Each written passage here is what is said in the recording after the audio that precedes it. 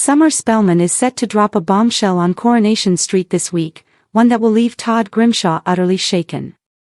As the pair come together in emotional scenes, what does she share?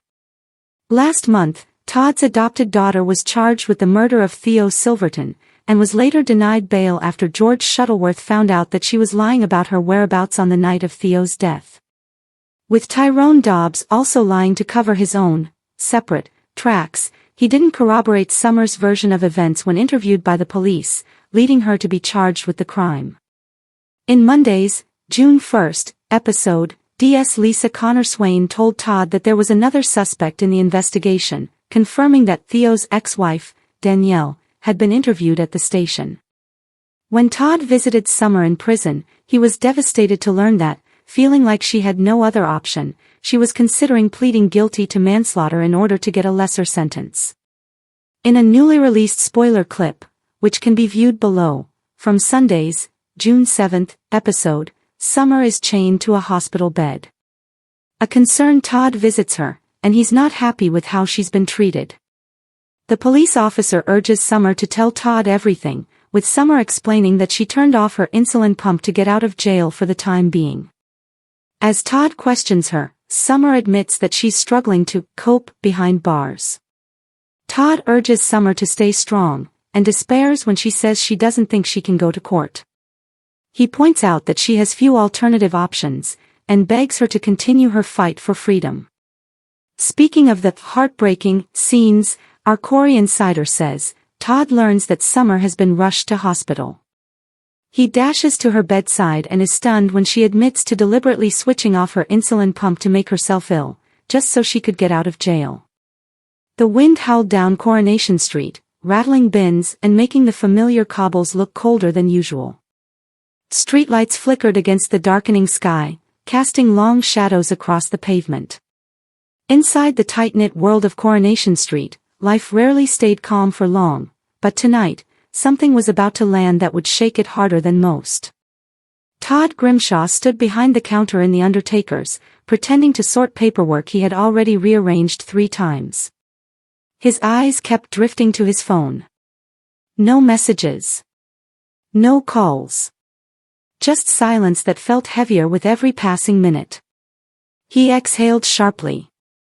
This is ridiculous, he muttered to himself. But even as he said it, his gut tightened. Something wasn't right. Across the street, Summer Spellman sat alone on the edge of her bed, her laptop open but forgotten. Her face was pale, lips pressed tight as she stared at a message she had reread so many times the words had begun to blur. This wasn't just bad news. It was the kind of news that rearranged everything you thought you knew about tomorrow. And she hadn't told Todd yet. That was the problem. Earlier that day, Summer had received the email. At first, she thought it was a mistake. Some administrative glitch. A wrongly attached file. But the more she read, the colder her hands became. Her future, carefully planned, cautiously hoped for, had shifted without warning. She had paced her tiny room, rehearsing how to say it out loud. Todd would be understanding. He always tried to be. But understanding didn't always stop disappointment from cutting through people like glass. When she finally decided to tell him, she didn't expect it to feel like stepping off a cliff. Now, as dusk settled over the street, Todd finally locked up early. He couldn't shake the feeling that something was coming for him, or for someone he cared about. And in Weatherfield, that usually meant both.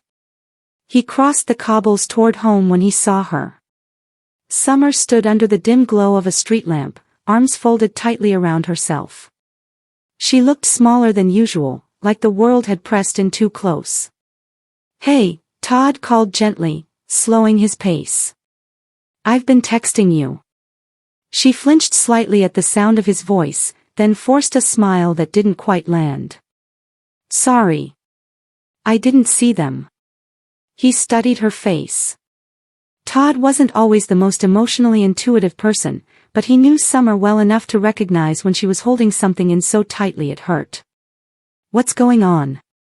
he asked. That was all it took. Her composure cracked. I got the email, she said quietly. Todd frowned. What email? She swallowed. The university one.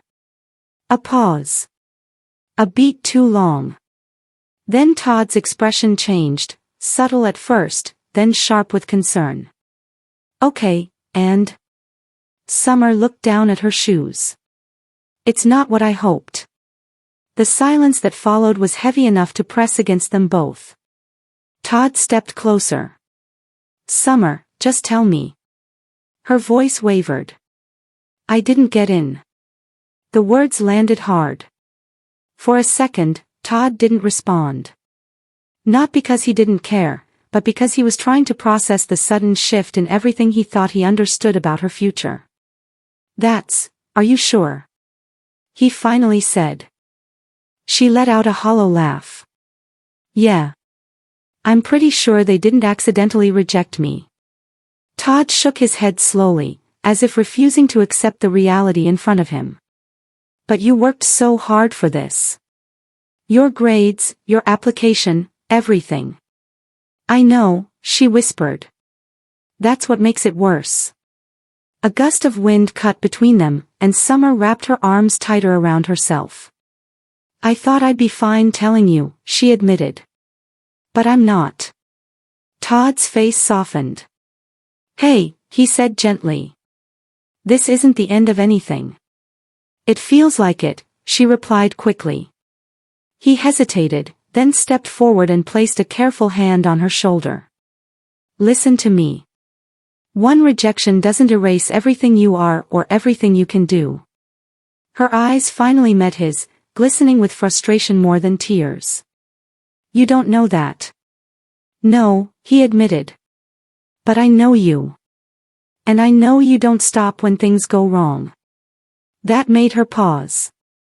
For a moment, the street around them faded, the distant hum of traffic, the flicker of passing headlights, the familiar sounds of neighbors behind closed doors.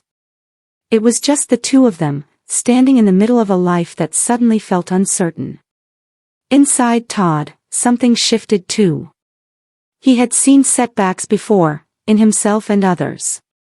But with Summer, it felt different. She wasn't just upset, she was unraveling a version of her future she had quietly built and believed in.